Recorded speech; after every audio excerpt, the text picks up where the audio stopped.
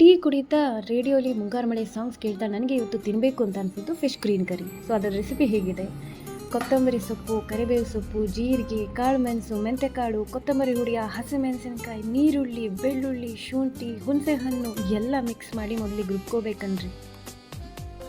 ಆಮೇಲೆ ಒಂದು ಪಾತ್ರೆಯಲ್ಲಿ ಬೇರೆ ಎಲ್ಲ ಎಣ್ಣೆ ಬಿಟ್ಟು ತೆಂಗಿನ ಎಣ್ಣೆನೇ ಕರೆಕ್ಟು ಅಂತ ತೆಂಗಿನ ಎಣ್ಣೆ ಹಾಕಿ ಅದರಲ್ಲಿ ನೀರುಳ್ಳಿ ಹಾಕಿ ಫ್ರೈ ಮಾಡಿ ಅದಕ್ಕೆ ಮಸಾಲ, ಉಪ್ಪು, ಅರಿಶಿನ ಪೌಡರ್ ಹಾಕಿ ಮಸಾಲ ಸ್ವಲ್ಪ ಫ್ರೈ ಮಾಡಿ ಅದಕ್ಕೆ ತೆಂಗಿನ ಹಾಲು ಸೇರಿಸ್ಬೇಕು.